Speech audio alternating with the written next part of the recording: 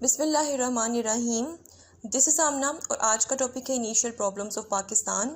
Topic start करने से पहले एक छोटी सी अच्छी सी बात मैं आपके साथ डिस्कस करूँगी। देखिए, ज़िंदगी गुजारने के दो तरीके होते हैं। एक तरीका ये होता है कि जैसे आपकी ज़िंदगी है आप इसको ऐसे लेके चलते रहो और एट द एंड आप मर जाओ एंड दैट्स इट। दूसरा वे वो है कि आपकी जैसी भी ज़िंदगी है, you have to do something. आपको अपनी ज़िंदगी में चेंज लेके आना है, आप अपने मुताबिक अपनी ज़िंदगी गुजार सकते हो। सो ये अब आपको डिसाइड करना है कि जैसे आपकी ज़िंदगी चल रही है आपको इसको ऐसे ही चलते रहने देना है या फिर मेहनत करनी है या फिर कोई ऐसा काम करना है कि जब हम लोग इस दुनिया से जाएं हमें एक सेटिस्फेक्शन हो कि हमने ज़िंदगी में कोई काम किया है, हमने अपना जो वक्त है उसको प्रोडक्टिव बनाया है, अपनी लाइफ को प्रोडक्टिव बनाया है। सो थिंक अबाउट दिस और अब स्ट्रेट अवे अपने टॉपिक पे आते हैं। Today we will discuss about initial problems of Pakistan. Pakistan ने एक बहुत ही डिफ़िकल्ट, एक बहुत ही अनफेवरेबल सर्कमस्टांसिस में अपनी एक इंडिपेंडेंट लाइफ स्टार्ट की। जो प्रॉब्लम्स पाकिस्तान ने फेस किए वो बहुत ही सीरियस प्रॉब्लम थे पाकिस्तान के इनिशियल स्टेज पे। So let's start. सबसे पहला प्रॉब्लम जो पाकिस्तान ने फेस किया that was division of assets. अब सब कॉन्टिनेंट में जितने भी एसेट्स हैं उनको डिवाइड करना था। किसने डिवाइड करना था? ब्रिटिश ने डिवाइड करना था। किस में डिवाइड करना था? पाकिस्तान और इंडिया में डिवाइड करना था। अब ये एसेट्स दो तरह के थे, एक फाइनेंशियल एसेट्स और एक मिलिट्री डिवीजन भी होनी थी। First we will discuss financial assets. अब उस टाइम जो सिविल गवर्नमेंट थी उसने नेगेटिव एटीट्यूड शो किया, जिसकी वजह से क्या हुआ कि पाकिस्तान के हिस्से में जो जो फाइनेंशियल एसेट्स आ रहे थे वो उनको आज तक नहीं मिले। जैसे कि एग्रीमेंट के मुताबिक पाकिस्तान के हिस्से में 75 करोड़ आते थे उस वक़्त, लेकिन पाकिस्तान को कितने मिले? 20 करोड़। देन ये डिसाइड ये हुआ कि इंस्टॉलमेंट में पाकिस्तान को पैसे दे दिए जाएंगे, लेकिन आज तक पाकिस्तान को वो पैसे नहीं मिले। और अब आप सोचें कि एक न्यू इंडिपेंडेंट स्टेट, क्या 20 करोड़ इनफ थे उसके एक्सपेंडिचर्स को पूरा करने के लिए? Definitely note. तो इंडिया आज भी हमारा मकरूज़ है। Then let's talk about military division. Military division की बात करें तो सबसे पहले मैं मैन पावर की बात करूंगी। कोई भी सीरियस सेटअप नहीं था मैन पावर को डिवाइड करने के लिए। पाकिस्तान के पास कोई भी एक्सपीरियंस्ड ऑफिसर नहीं था। पाकिस्तान को कोई भी ऑर्डिनेंस फैक्ट्री नहीं मिली। जहां हम बात करें इक्विपमेंट्स की, वेपन्स की, स्टोर्स की, तो पाकिस्तान को इक्विपमेंट्स मिले, वेपन्स मिले, but in a very bad condition. वो डैमेज थे, वो ख़राब हुए थे, वो पाकिस्तान के हिस्से में आए। अब सोचें कि पाकिस्तान की मिलिट्री डिवीजन जब इस तरह की होगी तो पाकिस्तान का डिफेंस बिल्कुल भी स्ट्रॉन्ग नहीं था। अब इतना नेगेटिव एटीट्यूड सिविल गवर्नमेंट ने क्यों शो किया? क्योंकि आपको पता है, आपके साथ मैं हर चीज़ डिस्कस कर चुकी हूँ, कोई भी नहीं चाहता था कि पाकिस्तान बने। सब चाहते थे कि पाकिस्तान कोलैप्स कर जाए और पाकिस्तान इंडिया के साथ रीजॉइन कर जाए, इसलिए ये सब कुछ किया गया। Now second problem was new administration. मैंने आप लोगों को लास्ट स्लाइड में क्लियर किया था कि पाकिस्तान के पास एक्सपीरियंस्ड ऑफिसर्स नहीं थे। सो पाकिस्तान के पास shortage of trained manpower थी, जिसकी वजह से कराची में पाकिस्तान फेडरल गवर्नमेंट का सेटअप नहीं कर सका सही तरह से। क्लियर? इसके अलावा shortage of office space, equipment and furniture. ना ऑफिस स्पेस थी, ना इक्विपमेंट था और ना ही फर्नीचर उस वक्त अवेलेबिलिटी थी, जिसकी वजह से जो अथॉरिटेटिव एडमिनिस्ट्रेशन थी उसको बहुत सी प्रॉब्लम्स को, इवन के सीरियस प्रॉब्लम्स को फेस करना पड़ा। अब जब एक मुल्क की फेडरल गवर्नमेंट सेट नहीं हो पाती और जब इस तरह की मैन पावर और इस तरह की शॉर्टेजेस होते हैं तो क्या होता है कि एक जो डायरेक्ट कनेक्शन होता है between central government and provincial government वो इस्टेब्लिश नहीं हो पाता है। उस वक्त भी यही हुआ कि direct connection between the central government and provincial government was not established. अब जब ये डायरेक्ट कनेक्शन इस्टेब्लिश्ड नहीं हो पाया तो जो प्रोविंसेस थे वो ओवरबर्डनड हो गए थे। ओवरबर्डन कैसे हो गए थे कि रिफ्यूजीज उस वक्त आए थे, ठीक है, उनके पास खाने को, पीने को, पहनने को, रहने को कुछ भी नहीं था, ठीक है, और सेंट्रल गवर्नमेंट के साथ कोई कनेक्शन बिल्ड नहीं हो पा रहा था। जो प्रोविंशियल गवर्नमेंट थी, ठीक है, वो इस बर्डन को सही तरह से कम्बैट नहीं कर पा रही थी और बहुत ही क्रिटिकल किस्म की सिचुएशन थी और बहुत पेनफुल किस्म का टाइम था अथॉरिटेटिव एडमिनिस्ट्रेशन के लिए। Number third, communal riots and refugees. अब उस टाइम जो मुसलमान इंडिया में रहते थे उनको फोर्स किया जा रहा था, उनको हिंदू फोर्स करे थे, उनको सिख फोर्स करे थे कि भाई आप यहाँ से निकलें और पाकिस्तान मूव करें, और इस तरह से ब्रूटल वे में उनको फोर्स किया जा रहा था, उनको शहीद किया जा रहा था। सिखों ने, हिंदुओं ने मुसलमानों की ट्रेन पर अटैक कर दिए थे और इवन के ऑर्गेनाइज्ड किस्म के उनके गैंग्स थे जो कि मुसलमानों को शहीद कर रहे थे। एक वॉर की सिचुएशन थी, तो उस टाइम मैसिव माइग्रेशन हुई, रिफ्यूजीज एकदम से पाकिस्तान आए, उनके पास कुछ भी नहीं था भाई, खाने पीने रहने को कुछ भी नहीं था। और आपको मैंने एसेट्स वाली स्लाइड में बताया था कि पाकिस्तान को किस तरह नाइंसाफ़ी के साथ सिर्फ 20 करोड़ दिए गए और इतने रिफ्यूजीज को संभालना पाकिस्तान के लिए एक ओवर बर्डन था। और मैसिव माइग्रेशन की वजह से पाकिस्तान को क्या फेस करना पड़ा? डेफिनेटली इकोनॉमी अनस्टेबल हुई, ह्यूमैनिटेरियन प्रॉब्लम्स को भी फेस करना पड़ा। Now fourth problem was integration of princely states. ये बहुत बड़ी नाइंसाफ़ी थी पाकिस्तान के साथ जिसको आज भी पाकिस्तान भुगत रहा है। उस टाइम तकरीबन प्रिंसली स्टेट्स कितनी थी? 560, और 560 में से 500 ने इंडिया को ज्वाइन किया। इंडिया को क्यों ज्वाइन किया, पाकिस्तान को क्यों नहीं ज्वाइन किया? क्योंकि उस टाइम ब्रिटिश इंडिया कॉन्स्पायरेसिस कुछ इस तरह से हो रही थी कि वो इन प्रिंसली स्टेट्स को प्रेशराइज करते थे, मोटिवेट करते थे कि वो इंडिया को ज्वाइन करें। जैसे कि जूनागढ़ ये एक प्रिंसली स्टेट थी और इसमें तकरीबन 7 लाख की पॉपुलेशन थी और मेजॉरिटी पॉपुलेशन किसकी थी? हिंदुओं की थी। बट यहाँ के जो रूलर थे वो कौन थे? मुसलमान थे। यहाँ के रूलर मुसलमान थे, इसलिए वो चाहते थे कि पाकिस्तान के साथ असैसिनेट करें। पाकिस्तान भी यही चाहता था। लेकिन नवंबर 1947 में Indian troops entered the state and took its control. India ने यहाँ पे अपने ट्रूप्स भेजे और इस पूरी रियासत का कंट्रोल अपने कब्जे में ले लिया। हैदराबाद ये भी एक बहुत रिच स्टेट थी, बहुत बड़ी इसकी जियोग्राफी थी।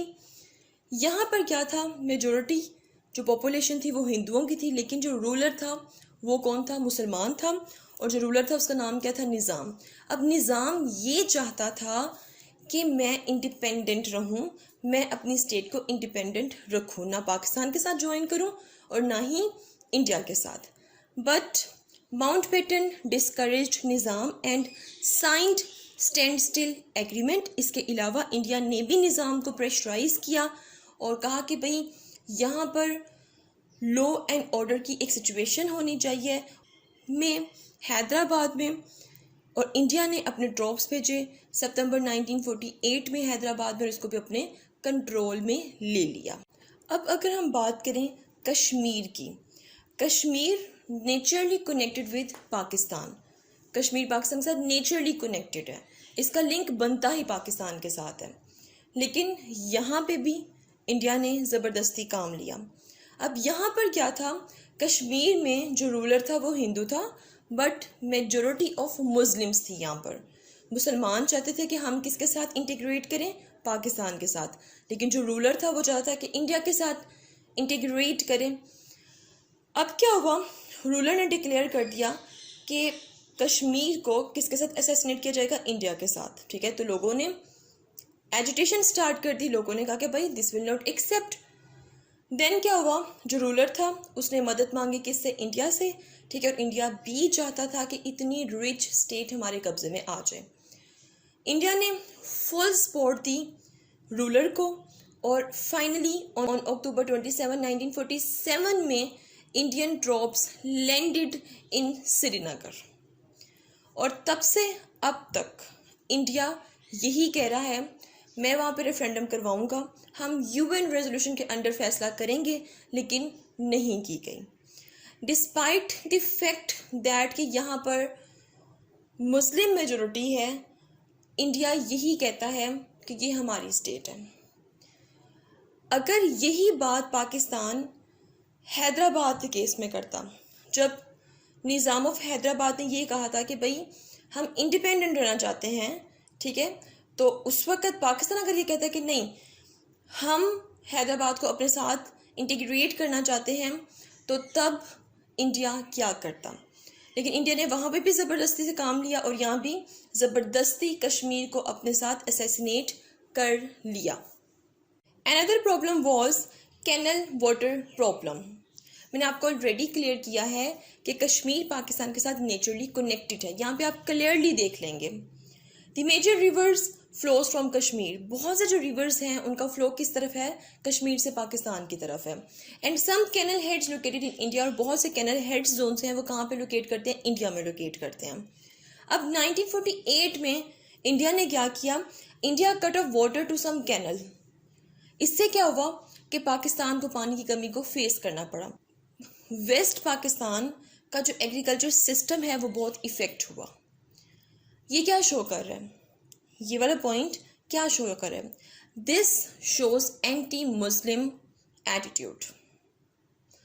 अब पाकिस्तान ने डिसाइड किया कि पाकिस्तान को इस प्रॉब्लम का परमानेंट सॉल्यूशन निकालना है और पाकिस्तान ने यूनाइटेड नेशन से हेल्प मांगी।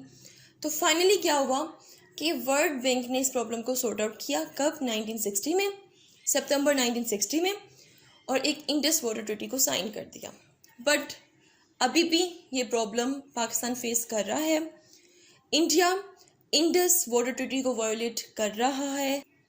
आज भी जो रिवर्स पाकिस्तान के हिस्से में आए थे उस पे इंडिया बहुत से प्रोजेक्ट, बहुत से स्टोरेज डैम्स बनाने का सोच रहा है और जिसकी वजह से पाकिस्तान को शॉर्टेज ऑफ वाटर को फेस करना पड़ेगा। Number 6, unfair boundary by Cyril red Cliff.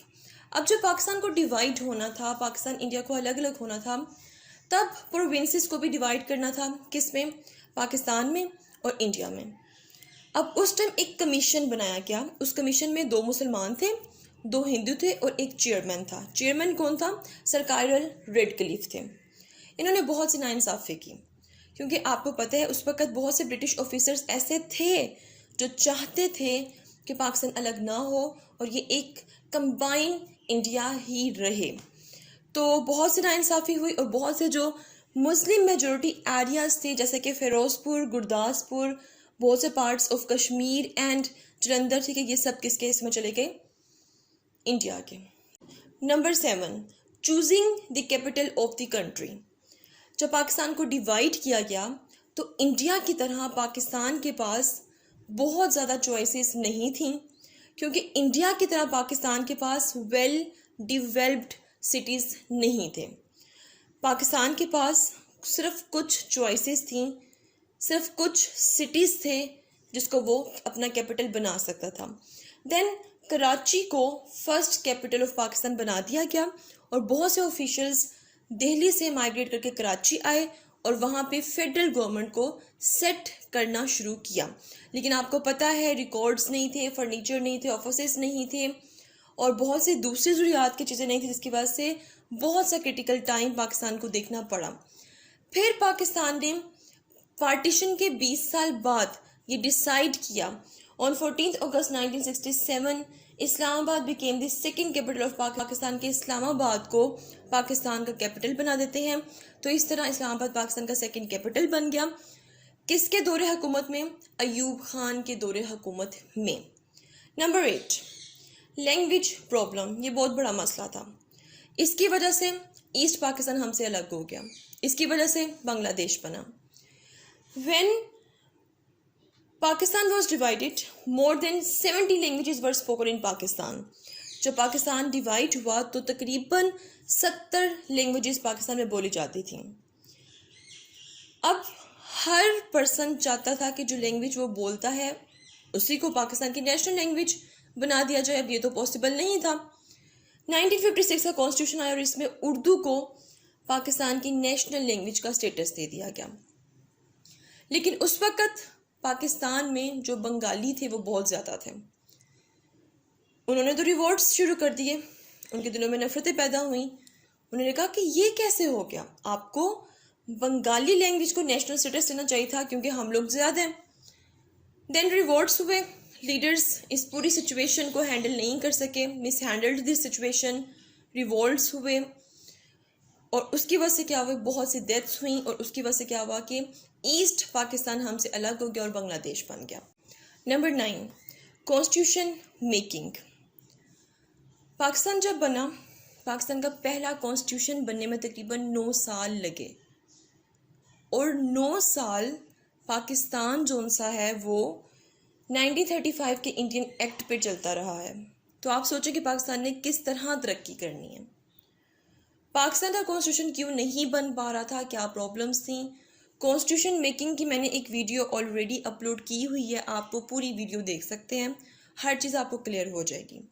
So lack of constitution था उस time. Then some amendments were temporarily done in the Indian act of 1935 and were enacted as an interim constitution. और 1935 का जो Indian act था उसको पाकिस्तान का interim constitution बना दिया गया। Number 10, leadership vacuum. 1948 में कायद-ए-आज़म मोहम्मद अली जिन्ना की डेथ हो गई। देन क्या हुआ कि एक लीडरशिप वैक्यूम क्रिएट हो गया। उस वैक्यूम को फिल करने के लिए लियाकत अली खान ने अपना रोल प्ले किया, बट 1 साल बाद उनको भी असैसिनेट कर दिया गया। ये थे जी आपके डायनामिक लीडर्स जो कि आपको छोड़ के चले गए थे। अब जो पाकिस्तान था वो किसके हाथ में था? Country went into chaos by the hand of bureaucracy and insincere leaders. एक गवर्नमेंट आ रही थी, एक गवर्नमेंट जा रही थी, बस सबको किस चीज़ का लस्ट था? पावर का लस्ट था। उनको इस चीज़ से कोई फ़र्क नहीं पड़ता था कि पाकिस्तान को टॉप पे लेके जाना, उनको बस ये था कि हम लोग पावर अटेन कर लें। तो जब पाकिस्तान में कोई डायनामिक लीडर नहीं था तो पाकिस्तान के लिए डेफिनेटली एक सीरियस प्रॉब्लम थी और आज तक डायनेमिक लीडर ना होने की वजह से हमने बहुत से नुकसान भुगते हैं। Number 11, trade problem and the economy. बहुत बड़ा प्रॉब्लम था पाकिस्तान की इकोनॉमी को।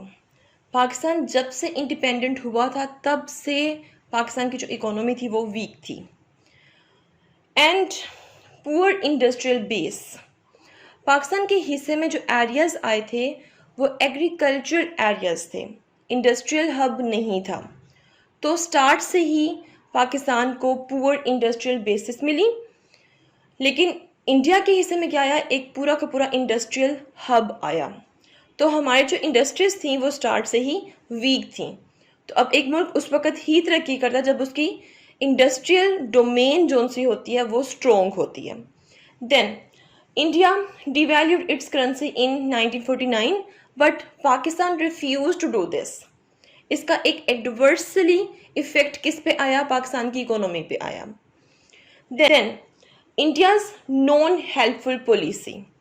इंडिया ने उस वक्त एक पॉलिसी अडॉप्ट की हुई थी, that was India non helpful policy कि पाकिस्तान की मदद नहीं करेगा।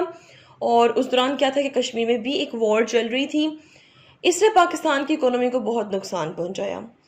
इंडियंस टेक्निकल एक्सपर्ट्स, जब पाकिस्तान डिवाइड नहीं हुआ था उस वक़्त जो मुसलमान थे वो एजुकेशनल डोमेन में बहुत पीछे थे, बैकवर्ड थे, लेकिन जो हिंदू थे वो एजुकेटेड थे। उन्होंने इंडस्ट्रियल डोमेन में अपनी एक पोजीशन बनाई, उन्होंने कॉमर्स में बहुत सा काम किया, जिसकी वजह से क्या हुआ कि वो ट्रेंड थे और इसलिए उन्होंने इंडस्ट्रियल बेसिस को स्ट्रॉन्ग किया। Then no central bank, Pakistan के पास कोई सेंट्रल बैंक नहीं था और ये बहुत बड़ा एक इशू था जिसकी वजह से पाकिस्तान की जो इकोनॉमी थी वो सही तरह से रन नहीं कर रही थी। ना ही पाकिस्तान में नो एडमिनिस्ट्रेटिव मशीनरी, ना ही इंफ्रास्ट्रक्चर था, ना ही एडमिनिस्ट्रेटिव मशीनरी थी, कोई ट्रांसपोर्ट का सिस्टम नहीं था, ना ही सेंट्रल बैंक था। तो इन सब को देखते हुए हम ये कह सकते हैं कि उस वक्त की जो लीडरशिप थी उस पर बहुत बड़ा बर्डन था। बट कायद-ए-आज़म ने फिर भी इन सारी प्रॉब्लम्स को सॉर्ट आउट किया, इनका हल साथ निकालते रहे और एक सेंट्रल बैंक भी पाकिस्तान का बनाया। जैसे कि मैंने आपको बताया है कि उस वक्त इंडिया की नॉन हेल्पफुल पॉलिसी थी। क्यों थी? क्योंकि इंडिया और बहुत से जो ब्रिटिश ऑफिसर्स थे वो ये चाहते थे कि पाकिस्तान को बहुत जल्द ये रियलाइज़ हो जाए कि पाकिस्तान ने एक ब्लंडर मारा है, पाकिस्तान को अलग करके पाकिस्तान को इंडिया के साथ ही रहना चाहिए था।